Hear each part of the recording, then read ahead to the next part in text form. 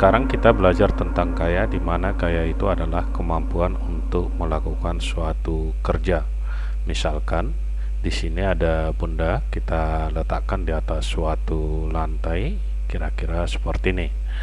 Kemudian benda ini kita beri gaya dengan arah mendatar atau horizontal dengan nilai kita katakan sebesar F.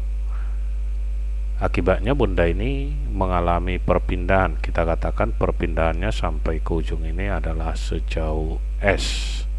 Maka besarnya usaha yang ditimbulkan oleh gaya tadi dapat dirumuskan dengan W sama dengan F dikali dengan perpindahan. Satuannya dinyatakan dalam joule. Selanjutnya, jika gaya yang diberikan nanti membentuk sudut alfa, misalkan di sini ada, kita ambil suatu benda,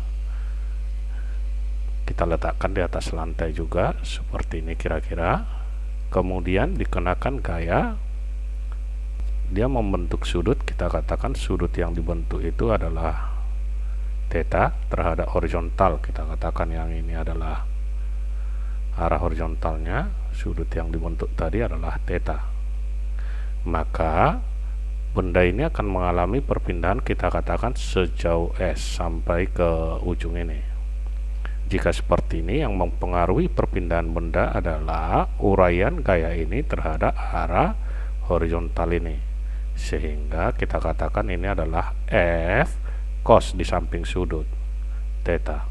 Maka usahanya dapat ditulis W sama dengan F cos theta dikali dengan perpindahan S. Oke, untuk lebih jelasnya bisa kita lihat ke soal nomor 1. Dikatakan dalam soal, suatu gaya 50 Newton bekerja pada sebuah benda massa 10 kg sehingga benda berpindah dalam arah horizontal sejauh 2 meter. Usaha yang dilakukan oleh gaya. Jadi di sini usaha berarti di sini ada gaya dan ada perpindahan. Berarti tinggal kita buat usaha sama dengan gaya dikali dengan perpindahan S. Berarti sama dengan gayanya 50 dan perpindahannya 2 meter. Hasilnya ini sama dengan 100 joule. Jadi jawabnya adalah yang A. Selanjutnya kita lihat soal nomor 2. Dalam soal dikatakan sebuah benda bermassa 2 kg terletak di lantai datar licin. Benda mendapatkan gaya sebesar 40 Newton membentuk sudut 60 derajat terhadap arah horizontal.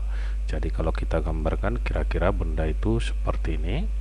Ada benda, kemudian dikenakan gaya sebesar 60 derajat terhadap horizontal. Kita katakan gayanya adalah yang ini, kita sebut sebagai F,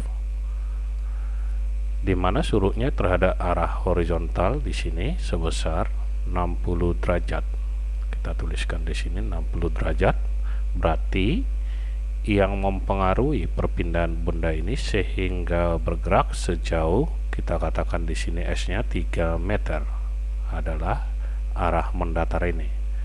Kita katakan ini berarti F cos 60. Jadi bisa kita tulis usaha itu sama dengan F cos 60 dikali dengan perpindahan kali S. Tinggal kita masukkan F-nya tadi sama dengan 40 Newton dikali cos 60 setengah dikali dengan perpindahannya 3 meter. 40 kali setengah 20 dikali dengan 3. Hasilnya sama dengan 60 joule. Jadi jawabnya adalah yang C. Berikutnya kita lihat soal nomor 3. Dikatakan di sini sebuah benda bermassa 20 kg diberi gaya F yang arahnya sejajar sumbu X dan besarnya merupakan fungsi perpindahan seperti tertera pada gambar. Jika pada X sama dengan 0 benda dalam keadaan diam, maka pada X sama dengan 7 meter kecepatan benda sama dengan. Kalau soalnya seperti ini, berarti sebenarnya untuk mencari usaha kita cari aja luas grafik ini. Berarti luas ini semua bisa kita katakan besar usaha sama dengan luas grafik. Sehingga kita buatkan sama dengan, karena dia gambar trapesium, jumlah garis sejajar berarti sampai 7 ini dengan yang di atas ini sejajar, dikali tinggi berarti 8 tingginya dibagi 2, kita masukkan 7 ditambah yang di atas ini 2 sampai 5, yang ini berarti ini 3 yang di atas, jaraknya dari 2 sampai ke 5, berarti ditambah 3 dikali dengan tingginya 8 dibagi dengan 2, tinggal kita coret di sini. 8 dengan 2 sisa 4, 7 ditambah 3 10, 4 kali 10 sama dengan 40 joule. Yang ditanya adalah kecepatan, kita hubungkan aja ke energi kinetik, di mana energi kinetik itu rumusnya setengah M kali V kuadrat sama dengan usaha, karena perubahan dari energi kinetik sama dengan usaha. Kita masukkan masanya setengah dikali masanya 20 dikali dengan V kuadrat sama dengan usaha tadi 40 joule. Kita coret di sini 2-nya dengan 20 sisa 10. Kalau ini kita coret 10, V kuadrat sama dengan 40 dibagi dengan 10 sama dengan 4. Jadi V itu tinggal kita kali akar dari 4 sama dengan 2 meter per sekon. Jawabnya adalah yang A. Berikutnya kita lihat soal nomor 4. Benda bermassa 4 kg diberi kecepatan awal 10 meter per sekon dari ujung bawah bidang miring seperti gambar.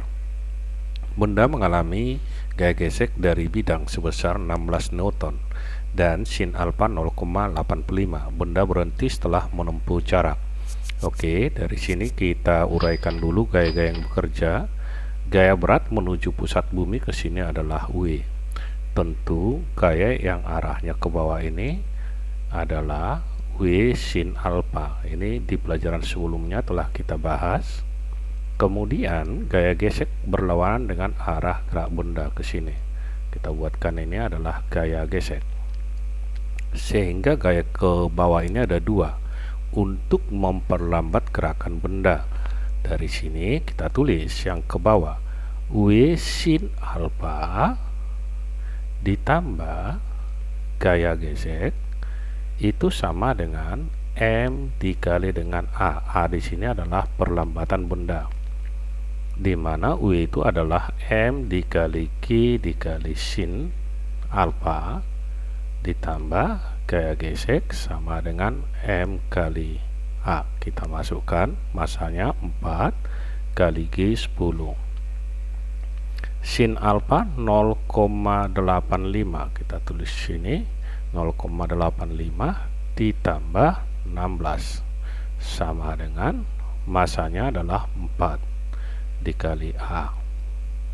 4 kali 10 40 kali 0,85 sama dengan 34 ditambah 16 sama dengan 4A. Berarti 50 sama dengan 4A. Kita peroleh A sama dengan 50 per 4 sama dengan 12,5 meter per sekon kuadrat. Yang diminta adalah jarak maksimumnya. Tinggal kita masukkan ke rumus GLBB, di mana jarak itu S sama dengan V kuadrat dibagi dengan 2 kali A, atau bisa kita katakan ini V0 karena terakhir dia berhenti, berarti sama dengan V nya 10 kuadrat dibagi dengan 2 kali 12,5 sama dengan 100 dibagi dengan 25. Hasilnya adalah 4 meter. Jadi dari sini jawabnya adalah yang B. Sekian dan terima kasih, sampai bertemu kembali di pelajaran kita yang lainnya.